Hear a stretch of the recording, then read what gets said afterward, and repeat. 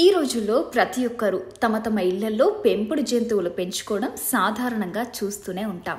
అలాగే కొంతమంది తమ పిల్లల ఆనందం కోసం చిన్న చిన్న కుక్క పిల్లలను లేదా ఇతర జాతి పక్షులను కానీ తెచ్చి బహుమానంగా ఇవ్వడం కూడా చూస్తూ ఉంటాం. ఇదివరకు రోజుల్లో డబ్బులు ఉన్నవాళ్లే పెంపుడు జంతువులు పెంచుకునేవారు. కానీ ప్రస్తుత రోజుల్లో ధనిక పేద అని తేడా లేకుండా పెంపుడు జంతువులు పెంచుకోవడం సాధారణంగా కామన్ అయిపోయింది. వాస్తు ప్రకారం చూసినట్లయితే పెంపుడు జంతువులు పెంచుకోవడం సరైనదా కాదా అని ఆలోచిస్తే పెంపుడు జంతువులు పెంచుకోవడం చాలా మంచిదని పండితులు, జ్యోతిష్య నిపుణులు చెప్తున్నారు.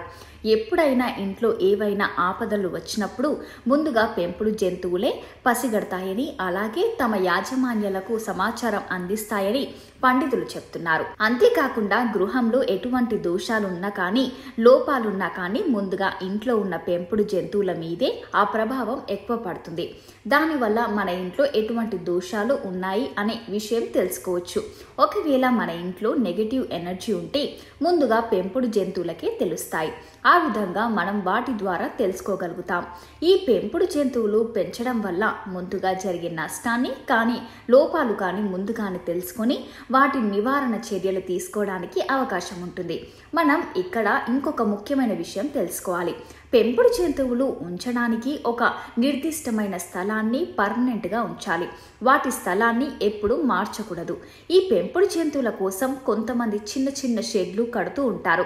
వాస్తు ప్రకారం చెప్పాలంటే కనుక దక్షిణం వైపు కానీ, పడమర వైపు కానీ, నైరుతిలో కానీ ఈ షెడ్లు నిర్మిస్తే గనక వాస్తు దోషం ఉండదు. కొంతమంది పెంపుడు జంతువుల ఆహారం విషయంలో ఎటువంటి జాగ్రత్తలు పాటించరు. దానివల్ల ఆ ప్రభావం ఇంటి యాజమాన్యం మీద పడుతుంది. అనంతరం ఇంటి యాజమాన్యకి అనారోగ్య సమస్యలు రావడం మొదలవుతాయి. పెంపుడు జంతువులు పెంచుతున్న వాళ్ళు ఆ జంతువుకి అందుబాటులో ఆహారం, మంచినీళ్లు ఉంచాలి. దీనివల్ల ఎటువంటి వాస్తు దోషం ఉండదని పండితులు చెప్తున్నారు. కొంతమంది వారు ఆహారం తింటున్నప్పుడు ఆ ఎంగిలి చేతిని పెంపుడు జంతువులకు ఎంగిలి అన్నం తినిపించడం చేస్తూ ఉంటారు.